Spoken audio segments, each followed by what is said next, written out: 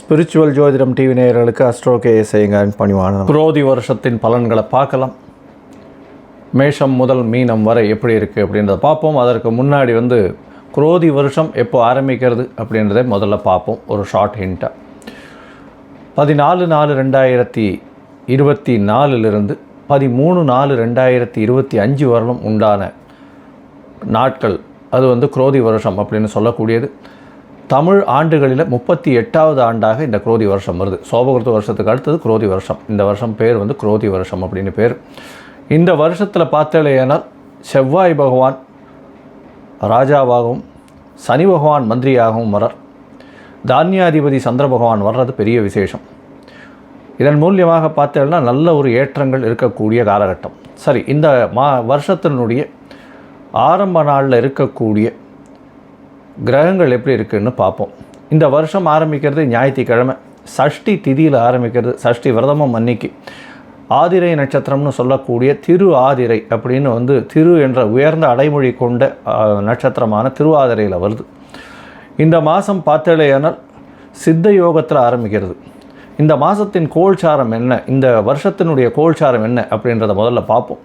இந்த வருஷம் ஆரம்பிக்கும் பொழுது கோல்சாரம்னு சொல்லக்கூடியது மேஷ ராசி, காலபுருஷ தத்துவத்தின் முதல் ராசியான மேஷ ராசியில் சூரியனும் குருவும் இருக்க, 6ஆம் இடம்னு சொல்லக்கூடிய கன்னியில் கேது பகவானும், சனி செவ்வாய் கும்பத்திலையும், புதன் ராகு மற்றும் சுக்கிரன் மீனத்தில் இருக்கிறது ரொம்பவும் விசேஷம். இந்த வருஷ பலன்கள் பார்க்கும்பொழுது பொதுவாகவே வருஷ பலன்கள்னு சொல்லக்கூடியது மெதுவாக செல்லக்கூடிய கிரகமான குரு, சனி மற்றும் ராகு கேதுவினுடைய இருக்கும் இடத்தை வைத்தும் பெயர்ச்சியை வைத்தும் சொல்லக்கூடிய விஷயம். இந்த வருஷம் பார்த்தாலேயானால் ஒரே ஒரு பெயர்ச்சி, அதாவது பெரிய கிரகங்கள் ராஜ கிரகங்கள்னு சொல்லக்கூடிய குரு பகவான் மட்டும்தான் மேஷத்திலிருந்து ரிஷபத்துக்கு போகிறார். அதை தவிர பெரிய மாற்றங்கள் எதுவுமே இல்லை. சனி பகவான் வக்ரகதி அடைகிறார். அது ஒரு 4-4.5 மாதம், 6ஆம் மாதம் ஜூன் மாதத்திலிருந்து 11ஆம் மாதம் வரலும் இருக்கார். அதாவது ஒரே ராசியிலேயே சதய நட்சத்திரம் 3ஆம் பாதத்திலேருந்து 1ஆம் பாதம் திருப்பி 1ஆம் பாதத்திலேருந்து வக்கர நிவர்த்தி ஆகிடுறார். குரு பகவானும் வக்கரகதி அடைகிறார். அவர் மிருகசீரிஷம் 3ஆம் பாதத்திலிருந்து திருப்பி திருப்பி போயிடுறார். அதாவது ரிஷபத்துக்குள்ளேயே வக்கரகதி அடைஞ்சு குரு பகவான் நல்லபடியாக போகிறார். இந்த வருஷம் பார்த்தாலேனால் ரியல் எஸ்டேட் பிஸ்னஸில் பெரிய அமோக ஏற்றம் இருக்கக்கூடிய காலகட்டமாக இருக்குது. செவ்வாய்க்கு உண்டான காரகத்துவங்கள் அத்தனையுமே பெரிய ஏற்றம் கிடைக்கும். நெருப்பு சம்பந்தப்பட்ட அதை தவிர சமையல் கலை வல்லுநர்களுக்கு பெரிய ஏற்றம் இருக்கும்.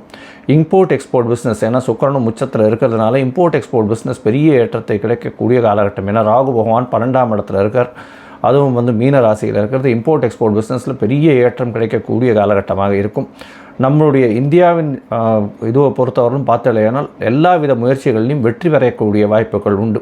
சட்டங்கள் கடுமையாகக்கூடிய காலகட்டமாக இருக்கும். ஏன்னா சனி பகவான் தனித்து ஆட்சி இருக்கக்கூடிய காலகட்டம். ஒரு 8-10 நாளில் செவ்வாய் பகவானும் மீனத்துக்கு போய்டுறார். தனித்த சனி பகவான் கும்பத்தில் போய் இருக்கிறதுனால கடுமையான சட்டங்கள் வரக்கூடிய வாய்ப்புகள் நிச்சயமாக உண்டு.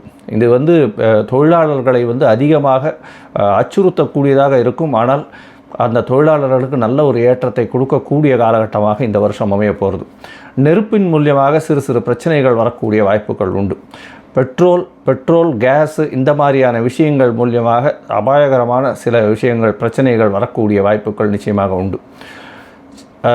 இந்த வருஷம் பார்த்தாலேயானால் அதாவது தானியம்னு சொல்லக்கூடிய இதுக்கு இந்த ப்ராடியூசர்ஸுக்கு நல்ல ஒரு விளைச்சல் இருக்கக்கூடிய காலகட்டம். நல்ல விளைச்சல் நல்லபடியாக இருக்கும். விலைவாசிகளும் நல்ல கட்டுக்குள் அடங்கக்கூடிய காலகட்டமாக இருக்கும். தண்ணீர் பிரச்சனை கொஞ்சம் அதிகமாக இருக்கக்கூடிய காலகட்டமாக இருக்கும் இந்த வருஷம். இந்த வருஷத்தில் பார்த்தோம்னா மழை ஒரு ஷார்ட் டைமில் பொழிஞ்சு நிறைய வேஸ்ட் ஆகக்கூடிய வாய்ப்புகள் அதிகமாக இருக்கக்கூடிய காலகட்டமாக இருக்குது. இந்த வருஷத்தில் பார்த்தோம்னா இந்த குரு பகவான் 3ஆம் இடத்துல, அதாவது ராசிக்கு 2ஆம் இடத்துல இருக்கிறதுனால, அதாவது ரிஷபத்தில் போய் இருக்கிறது அந்த அளவு விசேஷம் கிடையாது. அதனால் தங்கத்தின் விலை சற்று இறங்கக்கூடிய வாய்ப்புகள் உண்டு. ஷேர் மார்க்கெட் ப்ரைஸஸும் டவுன் ஆகக்கூடிய வாய்ப்புகள் நிச்சயமாக இருக்கும். இந்த வருஷத்தில் ஷேர் மார்க்கெட் இந்த 72,000 அந்த ரேஞ்சிலேயே மூவ் ஆகிட்டே இருக்கும். ஷேர் மார்க்கெட்ஸில் சில பிரச்சனைகள், சில தேவையற்ற விஷயங்கள், தவறுகள் நடக்கக்கூடிய வாய்ப்புகள் மிகவும் அதிகமாக இருக்கும். பொதுவாக இந்த வருஷம் பார்த்தோம்னா இந்தியாவுக்கு நல்ல ஒரு ஏற்றத்தை கொடுக்கக்கூடிய வருஷமாக இருக்கக்கூடும். இருந்தாலும் இந்த நெருப்பு விஷயத்தில் பிரச்சனைகள் இருக்கும். அதை தவிர ரியல் எஸ்டேட்டில் நல்ல ஒரு ஏற்றம் இருக்கும். ரியல் எஸ்டேட்டை தவிர செங்கல், மண், ஜல்லி இதெல்லாம் விளையாடக்கூடிய காலகட்டமாக இருக்கும். தானியங்கள் அதிகமாக விளையக்கூடிய காலகட்டமாக இருக்கும். சிறிதளவு தண்ணீருக்கு பற்றாக்குறை இருக்கக்கூடிய காலகட்டமாக இருக்கும். இந்த வருஷத்தில் மேஷம் முதல் மீனம் வரை எப்படி இருக்குது அப்படின்றத பார்ப்போம், ஒரு ராசியாக. அதற்கு முன்னாடி என்னுடைய மொபைல் நம்பர் கீழே ஸ்க்ராலிங்கில் போயின்னு இருக்கும். உங்களுக்கு தேவைப்பட்டதேனால் எனக்கு ஒரு ஃபோன் பண்ணுங்க அஸ்ட்ராலாஜிக்கல் கன்சல்ட்டுக்கு. என்னுடைய உங்களுடைய date, time, place of birth இதை நீங்கள் அனுப்பிச்சிங்களேனால் உங்களுடைய நேமை சொல்ல உங்களுடைய பேரண்ட்ஸ் நேமோடு அனுப்பிச்சிங்களேன்னா என்னுடைய கட்டணம் என்னன்றதை தெரிவிக்கிறேன். உங்களுடைய ஜாதகத்தை போட்டு அதில் ராசி சந்தி, நட்சத்திர சந்தி, பாத சந்தி ஏதாவது இருக்கான்றதை பார்த்து, லக்ன சந்தி இருக்கான்றதையும் பார்த்து, உங்களுடைய ராசி என்ன அப்படின்றத பார்த்து, லக்னம் என்னன்றதையும் பார்த்து, உங்களுடைய தசா புக்தி அந்தரம் சூக்ஷ்மம் எப்படி இருக்குன்றதை பார்த்து, அதற்கு பிறகு இன்றைய கோல்சார பிரகாரம் நல்ல ஏற்றத்தில் இருக்கிறதா, என்ன எளிய பரிகாரம் செய்ய முடியும் அப்படின்றதையும் சொல்கிறேன். இப்பொழுது மேஷம் முதல் மீனம் வரை 14/4/2024 13/4/2025 வரலும் உண்டான குரோதி வருஷத்தின் பலன்களை ஒன்றொன்னா பார்க்கலாம். மேஷம், அஸ்வினி, பரணி, கிருத்திகை இந்த 3 நட்சத்திரம் 9 பாதங்களை கொண்ட ராசி. ராசியின் அதிபதி அப்படின்னு சொல்லக்கூடியவரே செவ்வாய் பகவான். ராசிக்கு 11ஆம் இடத்துல இந்த வருஷத்தை ஆரம்பிக்கிறார். இந்த குரோதி வருஷம் பெரிய ஏற்றத்தோடு இருக்க போகுது. தொழிலில் பெரிய அபரிமிதமான வளர்ச்சி இருக்கும்.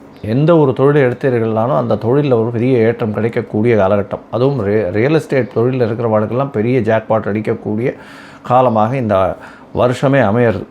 இந்த வருஷம் பார்த்தோம்னா உங்களுடைய ராசிக்கு 7ஆம் அதிபதினு சொல்லக்கூடிய சுக்கிர பகவானும் உச்சத்தில் இருக்கக்கூடிய காலகட்டமாக இந்த வருஷம் பிறகுறது. இதன் மூலியமாக பார்த்தலையானால் உங்களுக்கு அதாவது வெளிநாடு போகக்கூடிய பாக்கியம் உண்டு. அதை தவிர இம்போர்ட் எக்ஸ்போர்ட் பிஸ்னஸில் பெரிய ஏற்றம் கிடைக்கக்கூடிய காலகட்டமாக இருக்கும். புதிய வேலை கிடைக்கக்கூடிய காலகட்டமாக இருக்கும். இந்த வருஷத்தில் வரக்கூடிய ஒரு பெரிய பெயர்ச்சின்னு சொல்லக்கூடிய குரு பகவான் உங்களுடைய ராசிக்கு 2ஆம் இடத்துல போகிறதுனால உங்களுடைய வீட்டில் சந்தோஷம் நல்லபடியாக இருக்கக்கூடும். குடும்பத்தில் சந்தோஷம் குதூகலமாக இருக்கக்கூடிய காலகட்டமாக இருக்குது.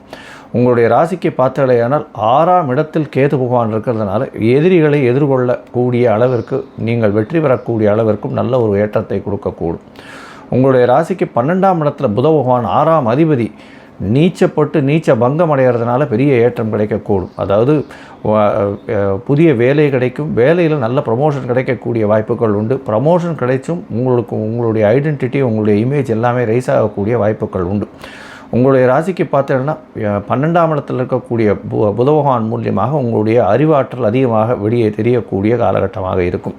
நீங்கள் சொல்லக்கூடிய வார்த்தைகள் எல்லாமே நல்லபடியாக இருக்கக்கூடிய காலகட்டமாக இந்த வருஷம் மொத்தமே அமையிறது. இந்த வருஷம் ஒரு பொன்னான ஆண்டாக இருக்க போகிறது. உங்களுக்கு உடல் நலத்தில் நல்ல ஏற்றம் இருக்கக்கூடிய காலகட்டம். ஏன்னா முக்கியமாக பார்த்தலையானால் ராஜகிரகங்கள்னு சொல்லக்கூடிய குரு, சனி, ராகு, கேது எல்லாமே உங்களுக்கு நல்ல ஒரு இடத்துல அமையக்கூடிய காலகட்டமாக இந்த வருஷம் அமையிறது. எடுத்த காரியங்கள் அனைத்திலும் வெற்றி பெறக்கூடிய வாய்ப்புகள் நிச்சயமாக உண்டு.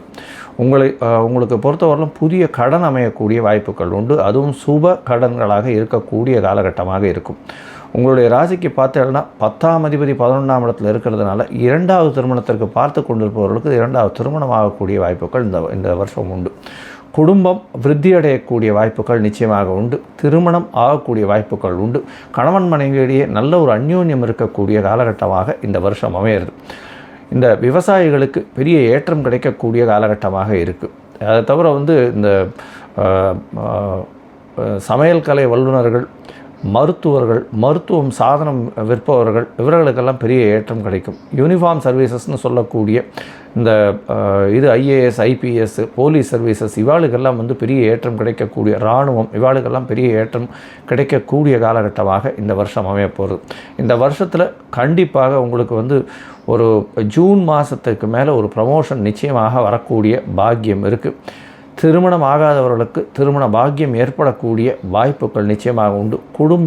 அதாவது குடும்பத்தை விட்டு பிரிந்து இருப்பவர்களுக்கு குடும்பம் நிச்சயமாக சேர்ந்து இருக்கக்கூடிய காலகட்டமாக இருக்கும். தாயின் வழியிலே நல்ல ஒரு ஏற்றம் கிடைக்கக்கூடிய காலகட்டமாக இந்த வருஷம் அமையிறது. தந்தையின் வழியில் பார்த்தீங்கன்னா நல்ல ஒரு ஏற்றம் கிடைக்கக்கூடிய காலகட்டமாக இருக்குது. குழந்தைகள் மூலியமாக நல்ல ஒரு ஏற்றம் கிடைக்கக்கூடிய காலகட்டமாக இருக்கும். உங்களுக்கு புதிய பதவி, புகழ், அந்தஸ்து, கௌரவம்லாம் வரக்கூடிய வாய்ப்புகள் நிச்சயமாக இருக்கும். பெண்களுக்கு நல்ல ஒரு ஏற்றமான காலமாக இருக்குது. ஏன்னா சுக்கிரன் உச்சம் பெற்று போயிருக்கிறது பெரிய விசேஷம். இந்த வருஷம் பெண்களுக்கு பெரிய ஏற்றம் இந்த மேஷராசிக்காரர்களுக்கு நிச்சயமாக இருக்கும். அவளுக்கு புதிய ப்ரமோஷன் கிடைக்கக்கூடிய வாய்ப்புகள் இருக்கக்கூடிய காலகட்டமாக இருக்குது. திருமணத்திற்கு நிச்சயமான பாக்கியம் கிடைக்கக்கூடிய வாய்ப்புகள் உண்டு. கடல் கடந்து போகக்கூடிய வாய்ப்புகள் உண்டு. தொழிலில் பெரிய ஏற்றம் கிடைக்கக்கூடிய வாய்ப்புகள் உண்டு. பார்ட்னர்ஷிப் பிஸ்னஸில் நல்ல ஒரு ஏற்றம் கிடைக்கும். வெளிநாடு மூலதனம் வரக்கூடிய வாய்ப்புகள் இந்த வருஷம் நிச்சயமாக இருக்குது. இந்த மேஷராசிக்காரர்கள் கொஞ்சம் வேகமாக இருக்கக்கூடியவர்கள். செவ்வாயின் ஆதிக்கத்தில் இருக்கிறதுனால கண்டிப்பாக அவர்கள் முருகப்பெருமானை போய் வணங்கிட்டு வர்றதும், மஞ்சள் துணி தானம் கொடுத்துட்டு வர்றதும் நல்ல ஒரு ஏற்றத்தையும் மாற்றத்தையும் இந்த வருஷம் நிச்சயமாக கொடுக்கும். அதை தவிர பார்த்தலையானால் துவரம்பருப்பு கொஞ்சம் தானம் கொடுத்துட்டு வாங்க. ஏதாவது முருகன் கோயிலில் போய் துவரம்பருப்பு தானம் கொடுக்கறதன் மூலியமாக உங்களுக்கு வரக்கூடிய பிரச்சனைகள், வந்த பிரச்சனைகள் அனைத்துமே விலகக்கூடிய வாய்ப்புகள் உண்டு.